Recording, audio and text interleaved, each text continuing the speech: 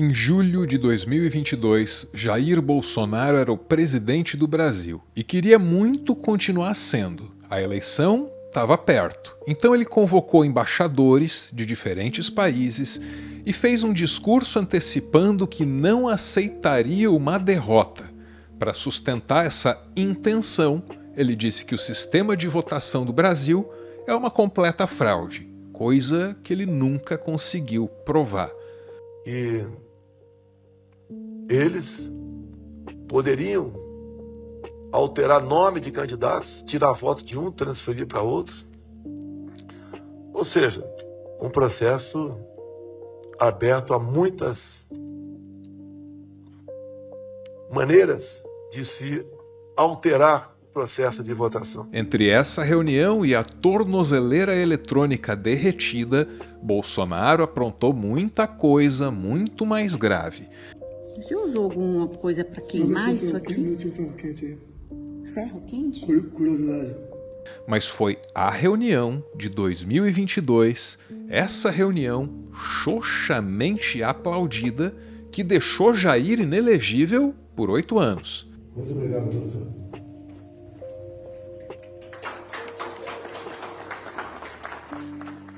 Aí chega a eleição de 2026.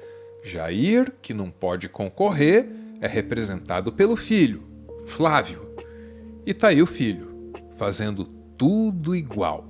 E uma das suspeitas é que uma empresa chamada Smartmatic, de origem venezuelana, uma das suspeitas é que tenha havido uma programação para alteração das votações naquele país nas eleições de 2010, se não me engano. I'm sorry, dados de inteligência de 2004 a 2020, nas eleições de Venezuela. E as eleições sob suspeitas que são citadas nos relatórios da CIA são as de 2012. Não vou entrar em mais detalhes, mas só para deixar registrado que muitas dessas máquinas que são utilizadas nas eleições brasileiras têm a mesma origem dessa empresa venezuelana. Ontem, o Tribunal Superior Eleitoral informou que já havia desmentido, em 2022, a utilização de urnas da empresa venezuelana Smartmatic. Na época, o TSE reiterou que a empresa Smartmatic não forneceu nem fornece urnas eletrônicas para as eleições brasileiras. No final de julho de 2026, as chances de que Flávio vença a eleição parecem bem menores que as chances de que ele não apenas seja derrotado, mas também conteste o resultado.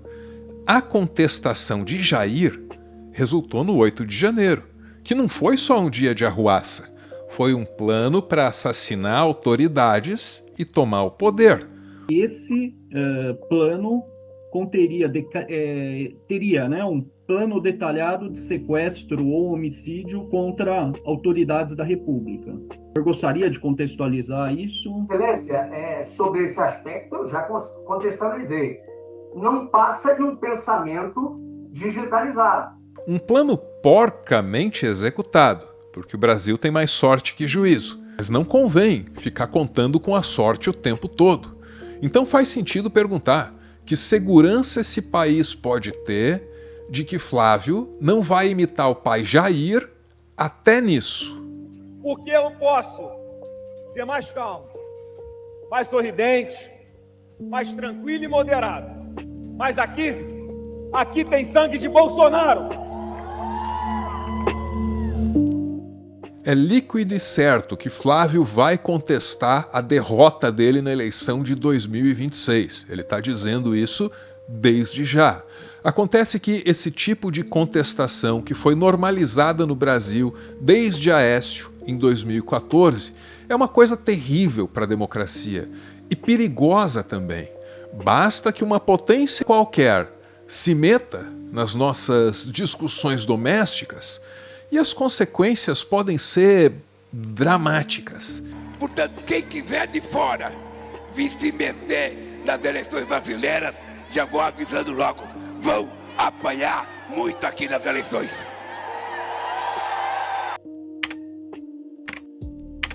O governo dos Estados Unidos vai enviar ou pretende enviar 2 diplomatas a Brasília para questionar a integridade do sistema eleitoral brasileiro antes da eleição presidencial de 4 de outubro. A delegação do Departamento de Estado inclui Hailey Barnes, secretário assistente, e Samuel Sampson, secretário assistente adjunto, e deve chegar na semana que vem. Semana que vem. Só que não, né? O Itamaraty negou os pedidos de visto dos diplomatas norte-americanos Riley Barnes e Samuel Sampson, do Departamento de Estado dos Estados Unidos. A decisão vem depois de o jornal The Washington Post revelar que o governo de Donald Trump planejava enviar uma missão ao Brasil para questionar a confiabilidade do processo eleitoral. E é crucial o papel do The Washington Post nessa história. Primeiro, o jornal deu visibilidade para a inteligência dos Estados Unidos, que estava tentando minar a credibilidade da eleição brasileira. Depois, ele concedeu uma página do caderno de opinião ao presidente do Brasil. O presidente Lula publicou neste domingo um artigo de opinião no jornal The Washington Post, direcionado a Donald Trump. O presidente também critica o que chama de tentativa de transformar a relação bilateral em instrumento de disputa ideológica e eleitoral. Na parte final do artigo, Lula reafirma que o Brasil respeita a soberania de outros países e negocia com todos os que respeitam a soberania brasileira. O presidente diz que a reciprocidade deve ser a base das relações entre as nações e afirma que o Brasil tem mecanismos para garantir esse princípio. O Washington Post hoje pertence ao Jeff Bezos, o dono da Amazon. É um jornal que passou por uma reestruturação muito severa. Os profissionais que resistiram e ficaram por lá ainda são celebrados porque tentam fiscalizar o governo, apesar das condições cada vez mais precárias e adversas. O Washington Post tem feito uma cobertura crítica das tarifas que o Donald Trump impõe aos outros países. E esse jornal deve ter parecido um espaço adequado para a estratégia brasileira. Estratégia, porque Lula já tinha dito que ele queria disputar a narrativa com Trump. E é do interesse dele fazer isso na imprensa dos Estados Unidos. Quando o Trump falar, eu vou falar. Quando ele falar, eu vou falar de presidente para presidente da República.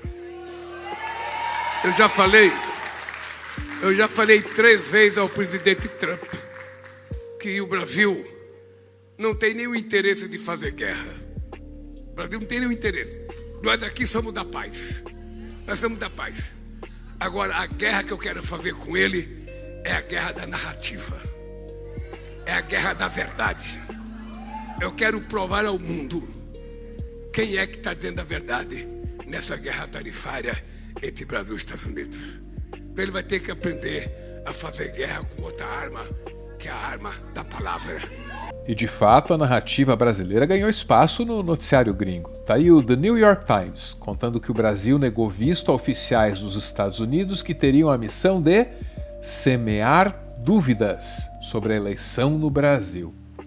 E se esses que queriam semear as dúvidas estavam entrando no país assim meio sorrateiramente, o que resta é fazer um convite para uma visita mais às claras, mais transparente. Aliás, eu estou convidando quem quiser vir do mundo para ver as eleições aqui no Brasil. Quem quiser pode vir acompanhar. Se o secretário de Estado americano, Marco Rubio, quiser vir apoiar o meu adversário, que venha, que monte o comitê. Disputar a narrativa é o que Lula pode fazer em circunstâncias assim. Resta saber se a opinião pública dos Estados Unidos vai ter condição de ajudar o Brasil. Afinal de contas, as pesquisas mais recentes mostram que por lá o país anda dividido entre aqueles que já não acreditam mais em nada, desesperança completa, e aqueles que idolatram Donald Trump e não conseguem perceber que as condições materiais da vida estão deteriorando rapidamente. E falando em idolatria, um breve parêntese. But it seems to be very human that humans always have to believe in something higher to find some guidance in life, be it religion, be it an idol. Do you have anything you idolize? You I don't like idolize something? anyone. Yeah. No. So religion would... I can appreciate someone, I can admire someone, but idolize anyone, no. It's against, ethically, it's a very strong feeling. I'm against idolatry. The whole world now, it's getting there. But it's also the end of this world. Essa é a Chantal Akerman, e a mensagem contra a idolatria veio justamente de uma mulher que, poucos anos depois de morrer, foi apontada como a melhor do mundo naquilo que ela fazia. Ela deveria ter sido uma candidata natural à idolatria, mas parece que escolheu não ser. A Chantal foi uma diretora de cinema, faleceu em 2015.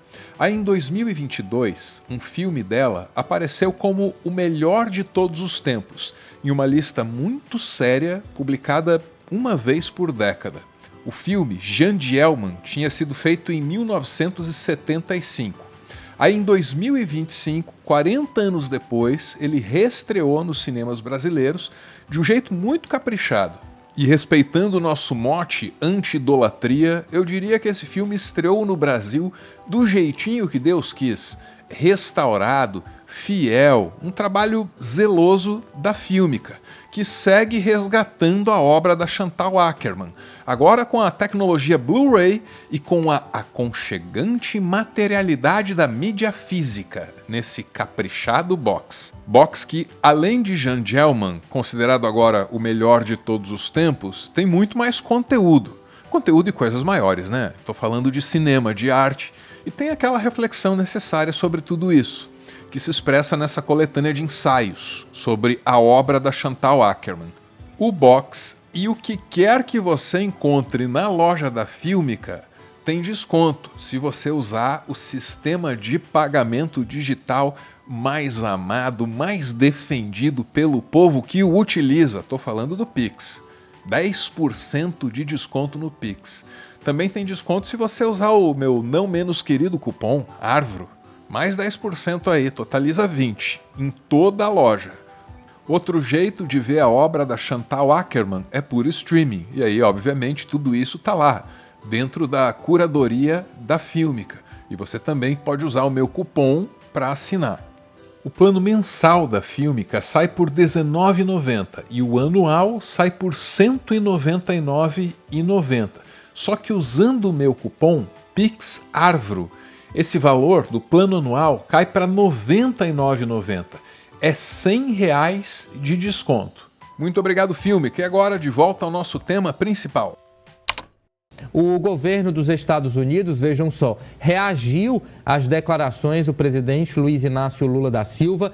Um porta-voz do Departamento de Estado evitou entrar na polêmica e afirmou apenas que os Estados Unidos têm interesse histórico na liberdade de expressão e na integridade dos processos democráticos em todo o mundo, inclusive aqui no Brasil. Embora a Casa Branca confirme que enviou oficiais de inteligência para acompanhar a nossa eleição, a Casa Branca obviamente nega a intenção de sabotagem, intenção que a diplomacia brasileira descreveu como um ataque à soberania.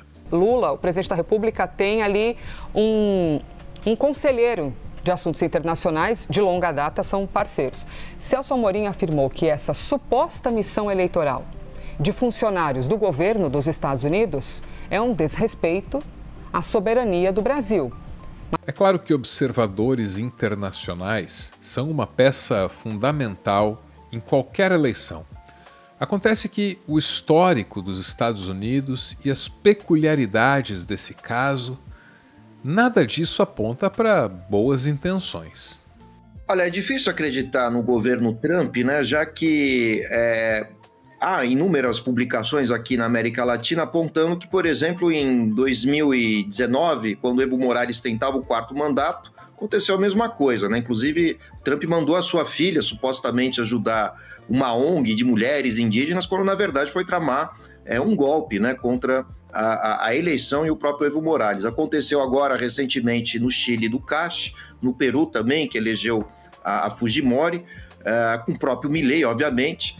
Então os Estados Unidos indiretamente buscam interferências, né, ou o mínimo, né, a contribuir com as candidaturas dos seus aliados. É comum que as eleições de um país sejam escrutinadas por outros países. Só que existe um jeito certo. Existe um jeito institucional de fazer isso. E não é esse o jeito que a Casa Branca está propondo. Daí a necessidade do Brasil agir.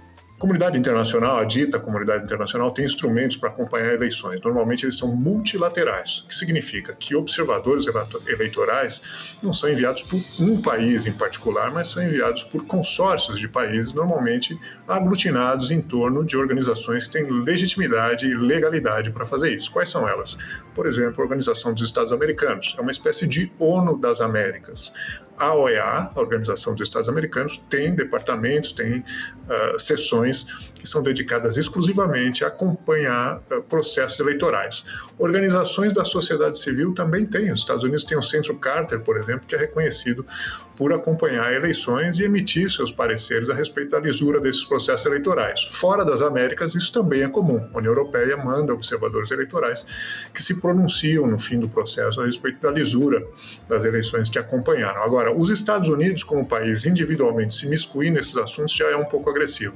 Mas a verdade é que esse governo americano, o governo Trump, não liga a mínima para as instituições multilaterais e tampouco para o direito internacional. É um fato. Trump não liga nem para direito internacional, nem para a eleição e muito menos para a alternância de poder. Porque enquanto ele tenta tutelar a eleição brasileira, ele brinca cada vez mais a sério com a possibilidade de ter mais um mandato para si mesmo, a revelia da Constituição dos Estados Unidos. My intention to run for a fourth term as President of the United States. I will be doing that. I will be having an official. In fact, I think I have. Yeah. I won 3 times. Now I'm going to do it again. Thank you. Ponto final em mais um textão e eu uso as considerações finais para um anúncio. Acabou de sair o 2º episódio da nossa série documental sobre os últimos anos da União Soviética. Destaques do 2º episódio, o plano Intensificação 90, usando computadores para salvar a economia soviética, e a personagem Natasha, essa menina que sustentava os pais pedindo dinheiro. Me dá o peixe.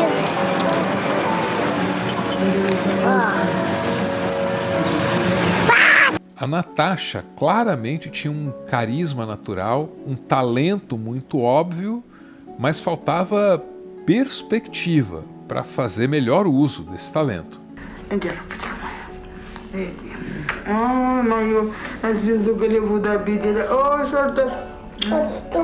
Я не пристаю, моя. Не какая звезда, Звезда Америки. Просто. Кино, актриса маленькая. А ты вот когда вырастешь, Наташа? Никогда не вырасту. Почему не вырастешь? Никем не буду. Вот и все, Игорь. Вот так вот.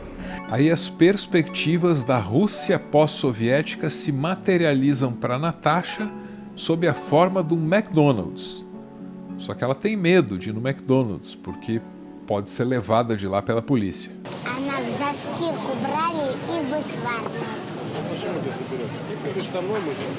Os membros do canal estão acompanhando a trajetória da Natasha e de várias outras pessoas que viveram um acontecimento histórico gigantesco que ainda ressoa nos nossos dias, nos divide, nos faz pensar.